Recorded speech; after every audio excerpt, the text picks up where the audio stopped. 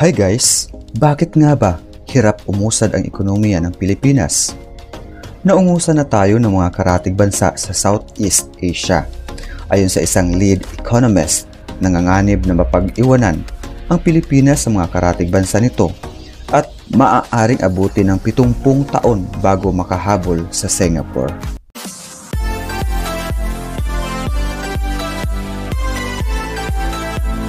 Maaaring abutin ng hanggang 70 taon bago makahabol ang ekonomiya ng Pilipinas sa Singapore.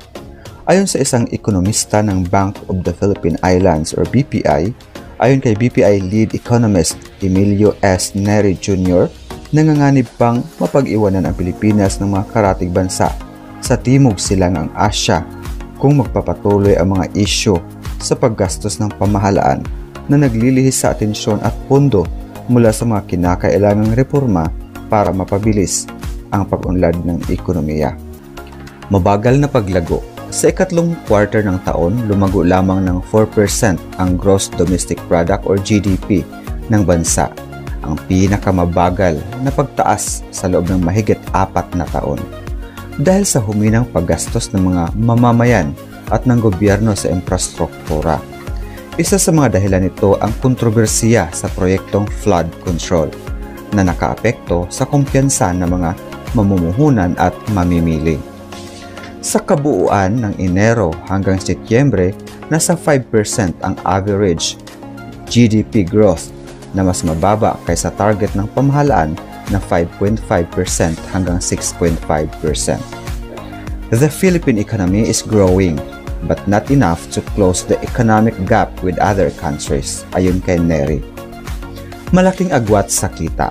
Batay sa datos ng International Monetary Fund, IMF, ang GDP per capita ng Pilipinas ay $4,078 noong 2024, mas mababa kumpara sa ibang bansa sa rehiyon.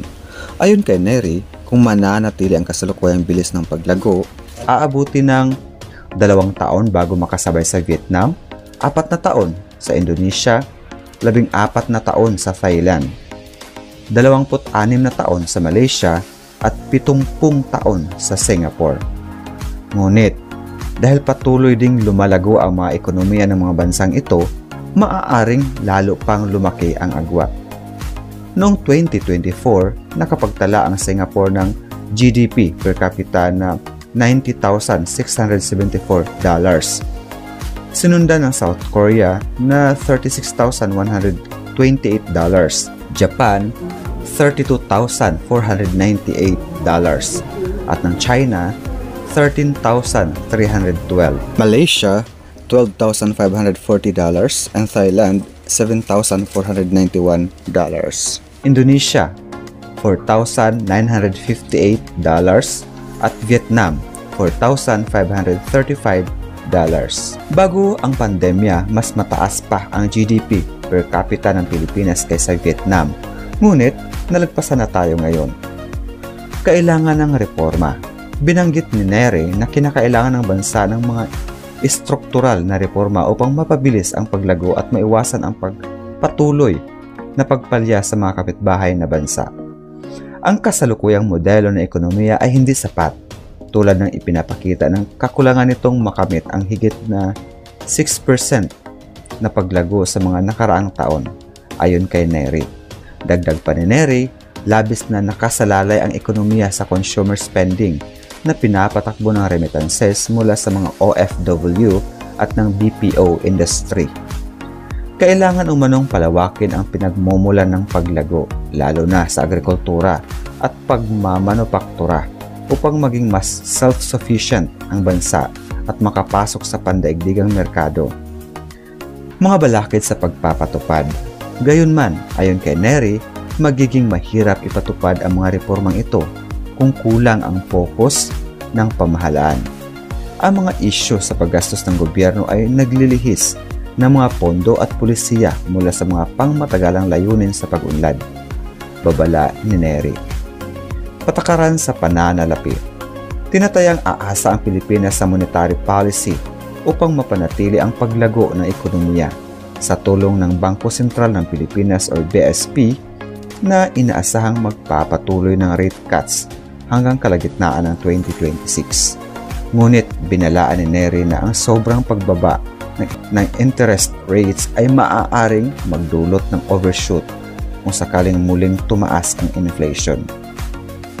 Noong Oktubre, binawasan ng BSP ng 25 basis points ang key policy rate sa 4.75%, ang pinakamababa sa loob ng 3 taon dahil sa mababang inflation at negatibong business sentiment dulot ng flood control issue.